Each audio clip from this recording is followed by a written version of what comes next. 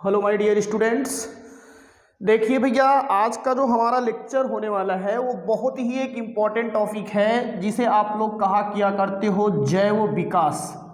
जैव विकास का एक टॉपिक है, ये लेक्चर है आपके यहाँ। ये 10th की बायोलॉजी में भी वैसे भी एक नॉर्मली एक आपके यहाँ बहुत ही इम्पॉर्टेंट टॉपिक है। जैव विकास में हम आपको आज पूरा सिद्धांत बताएंगे, वो है आपका लैमार्कवाद। इस सिद्धांत से रिलेटिव बातें ये होंगी कि जिराफ की गर्दन किस तरीके से लंबी हुई थी, इसके बारे में आपको पूरी एकदम आज विधिवत तरीके से जानकारी बताएंगे। क्यों डॉक्टर और मास्टर की संतान जन्म लेने के बाद डॉक्टर और मास्टर नहीं होती है, पहलवान की संतान पहलवान क्यों नहीं हुआ करती है, और बीजमान ने इसका क्या तथ्य दिया था, ये सब सारी बातें इस पूरे लेक्चर में देखने के बाद आपको पूरी मिलेंगी। तो आई होप अगर आप सब लोग चैनल्स पर नए नए होंगे तो आप लोग वीडियो को लाइक कीजिएगा, चैनल को सब्सक्राइब करिएगा, ताकि आपको बायोलॉजी और केमिस्ट्री से रिलेटिव जो अच्छी अच्छी बातें हैं आपको वो देखने को मिले। सबसे पहली चीज़ ध्यान दीजिए, जैव विकास। जैव विकास क्या है, इस चीज़ को थोड़ा समझिएगा। तो जैव विकास का सीधा सीधा सा अगर हम लोग कह दें, जैव विकास का मतलब होता है जीवधारियों का विकास। जीवधारी का विकास। अब जीवधारी का विकास का मतलब क्या हुआ करता है, इसको ऐसे समझ लीजिए। जीवधारियों में क्या हुआ करता है, शुरुआत में जो जीवधारी थे वो निम्न स्तर के और सरलतम जीवधारी थे। तो अगर साफ साफ कहा जाए तो एकदम सीधा सीधा आप कह दीजिएगा कि निम्न स्तर के और सरलतम जीवधारी, या कह सकते हो कि सरलतम जीवधारियों में अगर कैसा परिवर्तन हो, क्रमिक परिवर्तन, कैसा परिवर्तन हो, क्रमिक परिवर्तन हो, और उसके बाद यही निम्न स्तर के जो जीवधारी हैं ये किस में बदल जाए, उच्च स्तर के जीवधारी में। किस में बदल जाएंगे, उच्च स्तर के जीवधारी में। और जो ये सरलतम जीवधारी हैं ये किस में बदल जाए, जटिल जीवधारियों में बदल जाएं। तो यही पूरी जो प्रक्रिया कहलाया किया करती है, इसी को ही हम लोग एक तरीके से क्या कह सकते हैं, जैव विकास कह सकते हैं। जैव विकास का शाब्दिक अर्थ होता है जीवधारियों का विकास। निम्न स्तर के जीवधारियों में क्रमिक परिवर्तन के फलस्वरूप उच्च स्तर के जीवधारियों का निर्माण होना ही क्या कहलाता है, जैव विकास कहलाता है। और जैव विकास की प्रक्रिया को समझाने के लिए कई वैज्ञानिकों ने क्या किया है, प्रमाण भी दिया है, जिसको आप लोग विधिवत तरीके से क्या कर सकते हो, समझ सकते हो। जैव विकास की प्रक्रिया को समझाने के लिए कई वैज्ञानिकों ने क्या किया है, अपने एविडेंट भी दिए हैं, प्रमाण भी दिए हैं, जिसमें आपको सबसे पहले जैसे अगर आपसे कोई कह दे तो वर्गीकरण से जो प्रमाण दिया गया है, उस वर्गीकरण के प्रमाण से हम लोग इस चीज़ को प्रूव कर सकते हैं कि जीवधारियों का विकास किस तरीके से हुआ है। अगर आप वर्गीकरण में जीवधारियों की बात करिएगा तो जीवधारियों में सबसे पहले अगर आप बात करते हो तो इस पृथ्वी पर जो पहले जीवधारी का आगमन हुआ वो प्रोटोजोआ थे। प्रोटोजोआ से फिर किस जीवधारियों का निर्माण हुआ, तो पोरीफेरा संघ के जीवधारियों का निर्माण हुआ। पोरीफेरा से फिर किसका निर्माण हुआ, सिलेंट्रेट्स का, जो सिलेंट्रेटा संघ के जीवधारी थे इनका। फिर एस्के हेलमिन्थीस, फिर प्लेटे हेलमिन्थीस, फिर एनिलिडा, फिर मोलस्का, फिर आर्थ्रोपोडा, फिर कायोडर्मेटा, फिर कार्डेटा, कार्डेटा में मत्स्य वर्ग, फिर एम्फीबिया वर्ग, फिर आपका एवीज वर्ग, फिर सरीसृप वर्ग, फिर प्रोटोथीरिया, फिर मेटाथीरिया, फिर यूथीरिया, और फिर उसके बाद प्रोटोथीरिया यूथीरिया में ही प्राइमेट्स आया। प्राइमेट्स में ओरंगुटान, चिंपैंजी, गोरिल्ला, ये सब आए। और फिर उससे फिर क्या हुआ, चिंपैंजी जो हुआ करता है वो मनुष्य का सबसे निकटतम जीवधारी बंदर की प्रजाति माना जाता है। फिर उसमें धीरे धीरे विकास होना गया, तो फिर प्रागैतिहासिक मानव आए, ऑस्ट्रेलियोपिथेकस, रामाफिथेकस, जावा मानव, पेकिंग मानव, क्रोमेगनान मानव, और जिसके कारण फिर भविष्य का मानव क्या हुआ, विकसित हुआ। तो एक पूरा हम अगर क्लासिफिकेशन की थीम्स पढ़ते हैं तो उससे ये पता लग जाता है कि जीवधारियों का विकास किस तरीके से हुआ है। तो हमको एकदम सीधा से पता लगता है कि शुरुआत में जीवधारी नग्न थे, एक कोशिकीय स्तर के थे, फिर ऊतक स्तर के आए, फिर अंग स्तर के आए, फिर अंग तंत्र स्तर के आए। इस तरीके से जीवधारियों का क्या हुआ, विकास हुआ। तो इस पूरी प्रक्रिया को हम लोग क्या कह दिया करते थे, जैव विकास। आई होप जैव विकास की परिभाषा आप लोगों को क्लियर हो गई होगी। इसी जैव विकास की प्रक्रिया को समझाने के लिए ही क्या किया गया है, कुछ वैज्ञानिकों ने क्या किए, समयानुसार अपने अपने कुछ क्या किए, मत दिए। जैसे जो भी वैज्ञानिक हुआ करते थे वो अपने क्या करते थे, पास्टुलेट देते थे। तो उसी में ही जैव विकास के सिद्धांत में, अब आप पूरी बात बता रहा हूँ, ध्यान दीजिए। जैव विकास के जो सिद्धांत दिए गए हैं, उन जैव विकास के सिद्धांत में आज हम पहला सिद्धांत आपको बताएंगे। इसमें लैमार्कवाद भी है, डार्विनवाद भी है। लैमार्कवाद की भी आलोचना हुई, फिर डार्विनवाद आया, डार्विनवाद की भी आलोचना हुई, फिर उत्परिवर्तन सिद्धांत आया है। उत्परिवर्तन सिद्धांत के बाद फिर जब सब पूरा एकदम सिद्धांत विधिवत तरीके से मिल गए तो फिर एकदम नया सिद्धांत आया जिसको जैव संश्लिष्टवाद कहा करते हैं, जिसमें माल्थस और वैज्ञानिकों का क्या है, योगदान है। तो ये सब सिद्धांत दिए गए हैं जिन्हें जैव विकास के सिद्धांत कहते हैं। जैव विकास के सिद्धांत में सबसे पहला जो सिद्धांत है वो लैमार्कवाद है। लैमार्कवाद क्या है, इसे आज आपको हम एकदम विधिवत समझाएंगे, अंत तक रहोगे तो ये ध्यान दीजिए एकदम विधिवत तरीके से आपको पूरी बात एकदम समझ में आ जाएगा। ना संघर्ष ना तकलीफ तो क्या खाक मजा है जीने में, अरे बड़े बड़े तूफान थम जाते हैं जब आग लगी हो सीने में। माय डियर रसगुल्ला पढ़िए और पढ़ करके इसे विधिवत तरीके समझिए। लैमार्क की बात करते हैं, इनका पूरा नाम जे.बी. लैमार्क था और इन्होंने क्या किया था, अपना सिद्धांत 1809 में एक पुस्तक इन्होंने पब्लिसाइड किया था और इनकी पुस्तक का नाम था फिलॉसफी ऑफ जूलॉजी। जो लैमार्क की पुस्तक बहुत पूछी जाती है, ध्यान दीजिए कि लैमार्क की पुस्तक का क्या नाम था, फिलॉसफी ऑफ जूलॉजी। ये लैमार्क की पुस्तक है, ध्यान दीजिए, और जिसमें इन्होंने क्या किया था, पूरा जीवधारियों का वर्णन किया था। और लैमार्क की पुस्तक ये बहुत पूछी जाती है, जीवधारियों का दर्शन शास्त्र, मतलब जिसमें ऑल टोटल जीवधारियों के बारे में ही क्या किया गया हो, वर्णन किया गया हो। लैमार्क के सिद्धांत के अंतर्गत जो आने वाले, सिद्धांत का मतलब होता है कि जो कई नियमों से मिलकर के बना होता है उसे सिद्धांत कहते हैं। और जब कोई एक सिंगल ही रूल होता है तो उसको केवल एक नियम कह देते हैं। जब कई चीजें मिल गई हैं, जैसे आपके शरीर में कई अंग मिल गए तो पूरा अंगतंत्र बना और अंगतंत्र से पूरा शरीर बन गया। तो इसमें सबसे पहला इनका क्या था सिद्धांत के अंतर्गत, बढ़ने की प्रकृति या प्रवृत्ति, ये ध्यान दीजिए। दूसरा जो इनके सिद्धांत के अंतर्गत आता है उसे हम लोग कहते हैं वातावरण का सीधा प्रभाव। दूसरा वातावरण का क्या है, सीधा प्रभाव। और तीसरा इनके सिद्धांत के अंतर्गत है अंगों का उपयोग तथा अनुपयोग। अंगों का उपयोग तथा क्या है ये, अनुपयोग। और जो चौथा जो सबसे इंपॉर्टेंट है उसे हम लोग कहा करते हैं उपार्जित लक्षणों की वंशागति। उसे हम लोग कहते हैं उपार्जित लक्षणों की वंशागति। ये चार हैं, ये ध्यान दीजिएगा। जो चार आपके सामने बताए गए आपको, इन चारों को आप विधिवत तरीके से क्या कीजिएगा, ध्यान दीजिएगा तो आपको समझ में आएगा। पहला है बढ़ने की प्रवृत्ति, दूसरा है वातावरण का सीधा प्रभाव, अगला है अंगों का उपयोग तथा अनुपयोग, और चौथा क्या है, उपार्जित लक्षणों की वंशागति।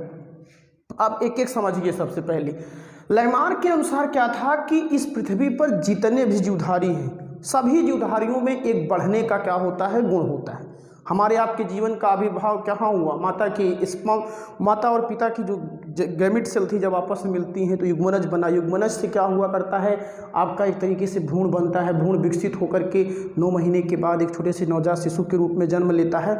फिर शैशवावस्था, बाल्यावस्था, किशोरावस्था, वयस्क अवस्था, ये हमारे जीवन की अवस्थाएं होती हैं जिसमें हमारे जीवन पर्यंत क्या होती रहती है, वृद्धि होती रहती है। तो लैमार्क का सीधा सीधा कहना था कि सभी जीवधारियों में बढ़ने का एक हैप्चुअलिटी नेचर होती है, ये बढ़ने का सीधा सीधा गुण होता है। लेकिन एक इसमें सबसे इंपॉर्टेंट चीज़ ये ध्यान देना कि जंतुओं में जो हुआ करता है, जो बढ़ने का गुण होता है, एक निश्चित आयु तक होता है। लेकिन पेड़ पौधे जो होते हैं वो जीवन पर्यंत वृद्धि करते रहते हैं जब तक कि उनकी क्या हो जाती है, मृत्यु नहीं हो जाती है। ये पहला चीज़ ध्यान दीजिए। सभी जीवधारियों में बढ़ने का एक स्वाभाविक गुण होता है। पेड़ पौधों में जीवन पर्यंत होता रहता है, लेकिन जंतुओं में एक निश्चित समय तक होता है। पहली बात, पहला क्लियर हो गया होगा। दूसरा है वातावरण का सीधा प्रभाव। वातावरण का सीधा प्रभाव का मतलब ये है कि लैमार्क ने साफ साफ कहा कि जीवधारी जिस वातावरण में रहता है उसके शरीर पर वैसा ही प्रभाव पड़ता है। अगर आप जलीय जीवधारी को देखें तो उनमें जलीय जीवधारियों के लक्षण हैं, वायवीय जीवधारियों को देखें तो उनमें वायवीय जीवधारियों के लक्षण हैं। जिस प्रकार का जहाँ पे वातावरण में आप रह रहे हो, आपके घर का जैसे माहौल है वैसे आपके अंदर लक्षण उत्पन्न होंगे। आप किसी नेता के साथ रहेंगे, नेतागिरी करना सीखेंगे। किसी पढ़े लिखे लोगों के साथ रहेंगे तो उसका प्रभाव पड़ेगा। किसी साधु संगत के साथ रहेंगे तो उसका प्रभाव आपके जीवन पर पड़ेगा। तो इसीलिए ध्यान दीजिए, किसी भी जीवधारी के जीवन में सबसे बड़ा माता पिता को जेनेटिक कैरेक्टर जो रहता है वो तो ठीक ठाक होता है, लेकिन दूसरा अगर फैक्टर कोई किसी चीज़ को प्रभावित किया करता है तो वो वातावरण होता है। इसीलिए अच्छे लोगों की संगत कीजिए, खराब लोगों की संगत मत कीजिए। अगर अच्छे लोगों के साथ आप रहेंगे तो संगत का बहुत, संगत से गुण होता है, संगत से गुण जात, ये तो बहुत पहली उक्ति के रूप में कहा गया है। तो ये दूसरा हो गया, वातावरण का सीधा प्रभाव। जैसा वातावरण रहेगा वैसे आपके अंदर लक्षण रहेंगे। अगली चीज कहा गया अंगों का उपयोग तथा अनुपयोग। इस पे बहुत जोर दिया गया है, अंगों का उपयोग तथा अनुपयोग। अंगों के उपयोग तथा अनुपयोग उन्होंने बताया कि जीवधारी जिन अंगों का उपयोग ज़्यादा करते हैं वो विकसित होते जाते हैं, और जिन अंगों का उपयोग कम करते हैं वह धीरे धीरे निष्क्रिय होते जाते हैं, और एक समय ऐसा आता है कि वो विलुप्त हो जाते हैं। ये देखिए कितना इंपॉर्टेंट बात कहा। और अगर यहाँ से देखा जाए लैमार्कवाद के अकॉर्डिंग, तो इन्होंने दो उदाहरण लिया। अंगों के उपयोग का उदाहरण उन्होंने जिराफ का लिया, और अंगों के अनुपयोग का उदाहरण उन्होंने सांप का लिया। अंगों के उपयोग में उन्होंने बताया कि जो जिराफ थे उन्होंने अपनी अगली टांग और गर्दन का उपयोग ज़्यादा किया, इसीलिए वो विकसित हो गई, और सांप ने अपने पैरों का उपयोग नहीं किया, इसीलिए वो धीरे धीरे अविकसित होती गई, जिसके कारण एक समय ऐसा है कि जिराफ सांप के पैर ही नहीं रह गए, सब पैर विहीन सांप हो गए, जान लीजिए। तो इसके बाद एक चीज ये होता है, अगला जो है, इसको तो समझ में क्या होगा, अगला जो है उपार्जित लक्षणों की वंशागति। उपार्जित लक्षणों का उप माने होता है बाहर से, अर्जित माने ग्रहण किया गया। जो लक्षण जीवधारी वातावरण से अर्जित करता है उसी को उपार्जित लक्षण कहते हैं। अभी तुम पढ़ लिख रहे हो इंटरमीडिएट की, ये सब चीजें पढ़ाई लिखाई का जो गुण होता है, इंजीनियरिंग का, वकील का, ये सब कैसे लक्षण है? उपार्जित लक्षण है। और जो जन्म से प्राप्त होता है उसको अनुवांशिक लक्षण कहते हैं, आँख, नाक, कान, मम्मी पापा जैसे ये सब। तो ये ध्यान दीजिएगा, उपार्जित लक्षणों की वंशागति ये मेंडल लैमार्क के सिद्धांत का सबसे मेन है। इसमें ये पूछा जाता है कि आपसे उपार्जित लक्षणों की वंशागति का सिद्धांत किसने दिया? तो लैमार्क ने दिया। लैमार्क का साफ साफ कहना था कि जो जीवधारी वातावरण से लक्षण अर्जित करता है उसे उपार्जित लक्षण कहते हैं, और यही उपार्जित लक्षण एक पीढ़ी से दूसरी पीढ़ी में क्या होते हैं? वंशागत होते रहते हैं, जिसके कारण जीवधारियों में क्या हुआ करता है? विकास हुआ करता है। ये लैमार्क के सिद्धांत के अंतर्गत बातें पूरी बताई गई, ध्यान दीजिए। और इसको उन्होंने उदाहरण लिया क्या? अफ्रीका का जिराफ। अब इसको ध्यान दीजिए, अफ्रीका का जिराफ का उदाहरण लिया और उन्होंने क्या बताया, अब सुनिए इस चीज़ को पूरी। अफ्रीका का जो जिराफ था उसकी जो गर्दन थी और अगली टांग थी वो कैसे लंबी हुई, गर्दन एवं अगली टांग किस तरीके से लंबी हुई, तो इसको समझिए, गर्दन एवं अगली टांग कैसे लंबी हुई। तो लैमार्क ने साफ साफ कहा, भाई एकदम ध्यान से सुनो, अफ्रीका के जो जिराफ थे पहले सब छोटी गर्दन वाले, एकदम गाय भैंस की तरह ऐसे थे, लेकिन हुआ क्या, वो जमीन के घास को चर के जीवन यापन करते थे, अपना जीवन उनका चलता था। लेकिन जैसे ही वातावरण बदला, मतलब जमीन की घास सूख गई, और जब बाबू जमीन की घास सूख गई तो उन्हें भोजन के लिए क्या होना पड़ा? टहनियों पर, वृक्षों की शाखाओं पर आश्रित होना पड़ा, और जिसमें उन्होंने क्या किया, अपनी अगली टांग और गर्दन का उपयोग ज़्यादा किया, ऐसे हुमच के खाया करते थे। अब जो ये धीरे धीरे जो ज़्यादा उपयोग करते गए तो ये लक्षण धीरे धीरे एक पीढ़ी से ये ज़्यादा विकसित होता गया, अगली टांग और गर्दन। पिछली टांग नहीं कहता, पिछली टांग उपयोग नहीं किया, पिछली टांग तो ही थी। तो उन्होंने क्या किया, जब इसका उपयोग ज़्यादा किया तो ये धीरे धीरे लक्षण विकसित होता गया, और जो ये लक्षण अर्जित करते थे, जो बढ़ रही थी 1 सेंटीमीटर 2 सेंटीमीटर, इसी को उपार्जित लक्षण कहा गया। और ये उपार्जित लक्षण एक पीढ़ी से दूसरी पीढ़ी में वंशागत होते गए, और जिसके कारण बहुत कई वर्षों बाद क्या हुआ, जिराफ की गर्दन लंबी हो गई। सब लोग खूब ताली बजा रहे, क्या बात है लैमार्क, तुमने कितनी अच्छी बात। ऐसे अनुपयोग का भी उदाहरण लिया। उन्होंने ये बताया कि जो जिराफ थे, सांप थे, पहले उनके पैर पाए जाते थे छिपकली उपकली की तरह, और जब चलते थे ना तो बिल इतनी मोटी रहती थी, घुसते तो उसे पैर रुक जाता था, झाड़ियों में दौड़ते थे, रुकावट उत्पन्न करता था। तो उन्होंने कहा ये रुकावट कर रहा है, बिल में घुसने में दिक्कत कर रहा है, उपयोग ही नहीं करेंगे, जाओ। और धीरे धीरे उपयोग करना बंद कर दिया बाबू, और जब उपयोग करना बंद कर दिया तो वो लक्षण धीरे धीरे, वो अंग धीरे धीरे निष्क्रिय होते गए, और अगली पीढ़ी आई तो अगली पीढ़ी में कुछ लक्षण गया निष्क्रिय होने का, अगली पीढ़ी आई, अगली पीढ़ी आई, अगली पीढ़ी आई, और जिसके कारण क्या हो गया, ध्यान दीजिए, ये सांप का पैर ही नहीं रह गया, सांप पैर विहीन हो गए। कुछ वैज्ञानिकों ने इनका सपोर्ट किया, चाहे सुमनर है, चाहे वो मैकडूल हो, कई वैज्ञानिकों ने इनका साथ दिया। लेकिन इस सिद्धांत की एक पूरी अगर सीधी सी बात कहा जाए तो लैमार्कवाद में इनकी पुस्तक फिलॉसफी ऑफ जूलॉजी की याद रखिए, बढ़ने की प्रवृत्ति, वातावरण का सीधा प्रभाव, अंगों का उपयोग तथा अनुपयोग, उपार्जित लक्षणों की वंशागति, ये तीनों चीज़ें। अब ऐसे सीधी देख लीजिए, जिराफ जो थे छोटी गर्दन वाले थे, वातावरण बदल गया, अगली टांग और गर्दन का उपयोग ज़्यादा किया और धीरे धीरे लक्षण विकसित होता गया, और अगली पीढ़ी में उपार्जित लक्षणों की वंशागति होती, जिसके कारण जिराफ की गर्दन लंबी हो गई। लेकिन इस लैमार्क के सिद्धांत की सबसे बड़ी आलोचना जिसने किया, और वो कौन थे? बीजमान। आलोचना का मतलब है कि किसी चीज़ में अगर आप कमियां बताइए तो उसको दूर भी करिए, यही आलोचक की ऐसी पहचान होती है। इन्होंने एक चूहा लिया, चूहे की पूंछ काटना शुरू किया, और लगातार इन्होंने क्या किया बाबू, ध्यान दीजिए, जो चूहे की पूंछ इन्होंने काटना शुरू किया, 40 से 45 पीढ़ी तक चूहे की पूंछ काटा और तब भी चूहे की पूंछ विद्यमान थी। और समस्या यही उत्पन्न हो गई सबसे बड़ी कि उन्होंने कहा था कि उपार्जित लक्षण वंशागत होते, तो ये बिना पूंछ का चूहा पैदा होना चाहिए था ना, लेकिन तब भी इसकी पूंछ इंकलाब जिंदाबाद थी, पहले प्रेजेंट रहा करती थी, उपस्थित रहा करती थी बाबू। तो जिसके कारण लैमार्कवाद की सबसे बड़ी यही कमी देखने को मिल गई। लैमार्कवाद यहीं से एक तरीके से ध्वस्त हो गया और यहाँ से फिर क्या हुआ, शुरू हुआ करता है, ध्यान दीजिए। यहीं से इन्होंने बताया, एक सिद्धांत दिया, उसको कहते हैं जनन द्रव्य निरंतरता का सिद्धांत। जनन द्रव्य निरंतरता या कॉन्टिन्यूटी, जनन द्रव्य कॉन्टिन्यूटी का सिद्धांत, ये ध्यान दीजिए, इन्होंने सिद्धांत दिया। और इसके अकॉर्डिंग ये बताया गया कि जीवधारी में केवल वही लक्षण वंशागत होते हैं जो उनके कहाँ पाए जाते हैं, जनन द्रव्य में पाए जाते हैं। कायिक लक्षण वंशागत नहीं होते, ये सब कायिक लक्षण है। अगर डॉक्टर की संतान को डॉक्टर बनना है तो उसे पहले पढ़ाई करे, MBBS की कोर्स करे, तब पढ़ेगा। इन्हें कि जन्म लेते ही मान कहा है हमारा बाप डॉक्टर तो हमहू डॉक्टर। अगर पहलवान की संतान को पहलवान बनना है तो वो जन्म ले तो मसल को मजबूत करे, एक्सरसाइज करे, तब वो पहलवान बन सकता है।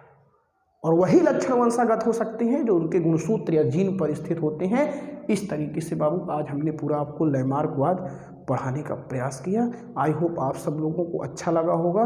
बाबू यहाँ देख लो, बहुत ही एक तरीके से हॉट सीजन है, थोड़ा पंखे वगैरह इसलिए बंद करके पढ़ाते हैं ताकि आप लोगों को विधिवत तरीके से समझ में आए, आवाज़ वगैरह ना आए।